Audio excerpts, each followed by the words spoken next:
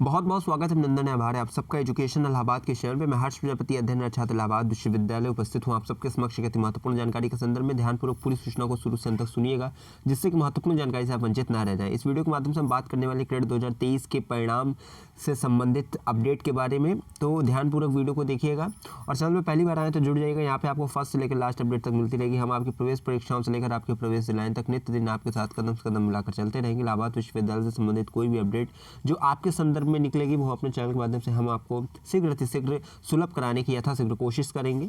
देखिए अभी की अपडेट क्या है ये आप समझ लीजिए। इलाहाबाद विश्वविद्यालय इसी माह संयुक्त शोध प्रवेश परीक्षा क्रेट 2023 का परिणाम जारी कर देगा। 90% से अधिक कॉपियों का मूल्यांकन कार्य पूरा कर लिया गया है और मार्च में रिजल्ट आने के बाद अप्रैल में क्रेट के द्वितीय चरण के प्रक्रिया इंटरव्यू करा के प्रवेश प्रक्रिया पूरी कराए जाने की तैयारी है। अर्थात आपका मार्च में जो है मार्च के मध्य तक में आपका ये रिजल्ट आने की पूरी संभावना है। इलाहाबाद विश्वविद्यालय एवं संघटक महाविद्यालय में पीएचडी की 1156 सीटों पर प्रवेश के लिए क्रेट लेवल 1 के तहत लिखित परीक्षा 31 दिसंबर 2023 को आयोजित की गई थी। यह परीक्षा प्रयागराज के विभिन्न केंद्रों में ऑफलाइन मोड में हुई थी। परीक्षा में 75% अभ्यर्थियों ने अपनी उपस्थिति दर्ज कराई थी। कॉपियों का मूल्यांकन कार्य अब अंतिम चरण में है। ठीक है, तो आपका लास्ट स्टेज में चल रहा है जो आपका मूल्यांकन चल रहा है कॉपी का। जिन 43 विषयों में पीएचडी की 1156 सीटों पर प्रवेश होने हैं उनमें 719 सीटें विश्वविद्यालय के मेन कैंपस में है। ठीक है, और 437 सीटें आपकी एफिलिएटेड कॉलेज में है। साथ ही साथ परीक्षा से पूर्व इलाहाबाद विश्वविद्यालय प्रशासन ने कुल 48 विषयों में पीएचडी की सीटों पर प्रवेश की तैयारी की थी, जिनमें से 5 विषयों में पहली बार पीएचडी शुरू की जानी थी, लेकिन मानक पूरे न होने के कारण क्रेट 2023 से 5 विषयों को बाहर कर दिया गया। अब क्रेट 2024 में 5 विषयों को शामिल किए जाने की तैयारी है। और अगर इसमें देखा जाए तो इनमें एक्सपेरिमेंटल मिनरोलॉजी, पेट्रोलॉजी, गांधी एवं शांति अध्ययन, फ्रेंच, जर्मन एवं रशियन भाषा शामिल है। इलाहाबाद विश्वविद्यालय प्रवेश समिति के निदेशक प्रोफेसर जेके पति अर्थात ने बताया कि कॉपियों का मूल्यांकन लगभग पूरा हो गया है। 20 मार्च से पहले लिखित परीक्षा का परिणाम जारी करने की तैयारी है। ठीक है, तो ये अभी की अपडेट है और आप समझ चुके होंगे कि आपका 90% मूल्यांकन कॉपियों का हो चुका है और 20 मार्च से पहले आपके रिजल्ट आने की संभावना है। लेवल 1 से संबंधित जो भी अपडेट थी वो यही थी। और लेवल 2 की चीज़ें आप समझ लीजिए कि आपका जो रिसर्च प्रपोजल है, ठीक है, इस पर आप काम करिए क्योंकि ये लगता ही लगता है। और इसकी मैंने बता भी दिया किस प्रकार से रिसर्च प्रपोजल आपको तैयार करना है, क्या करना है, क्या क्या डॉक्यूमेंट्स आपका भी लेवल 2 के लिए लगेगा। ठीक है, तो वो सब चीज़ें आप अभी से अपना कलेक्ट करना स्टार्ट कर दीजिए। संभाल के सब चीज़ें रखिए।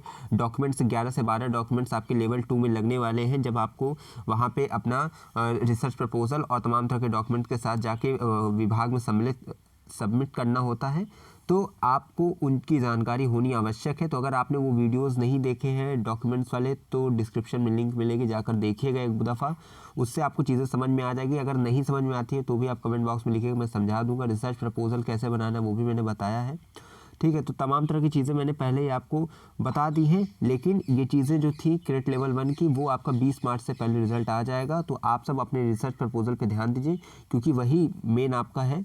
और इसके साथ साथ मैंने ये बताया है कि लेवल 1 का में जैसे जब आपका आ जाता है तो उसके बाद कट ऑफ हो जारी होती है। उस कट ऑफ के अंतर्गत जो है आप जाते हैं, मान लीजिए कि 300 का पेपर है और 200 की कट ऑफ गई है और आपका 200 नंबर है और जिसका 210 है वो सब अपना जाके अपना रिसर्च प्रपोजल और तमाम तरह की चीज़ें सबमिट करेंगे। ठीक है, उसके बाद एक लिस्ट बनती है। इसमें क्या होता है कि जो हाई स्कोरिंग बच्चे रहते हैं उनके नंबर को क्या किया जाता है, शॉर्ट लिस्ट किया जाता है और इन्हीं बच्चों को क्या किया जाता है, इंटरव्यू के लिए बुलाया जाता है। अगर मान लीजिए आपके जो सब्जेक्ट है उसमें 10 सीट है तो उसमें 20 ही कैंडिडेट को बुलाया जाएगा। तो अब आप ये ध्यान रखिए कि आपका 200 भले कट ऑफ गई थी, ठीक है, और आपका 200 नंबर था, लेकिन अगर 230 से लेकर 220 तक की में अगर आ जाते हैं 20 बच्चे, ठीक है, तो आपको वहाँ मौका नहीं मिलने वाला है। तो यही चीज़ है कि जो हाई स्कोरिंग बच्चे रहेंगे उनको फिर इंटरव्यू के लिए शॉर्ट लिस्ट किया जाता है। एक जितनी सीटों की संख्या रहती है उससे दुगने बच्चों को केवल बुलाया जाता है इंटरव्यू के लिए। इंटरव्यू के बाद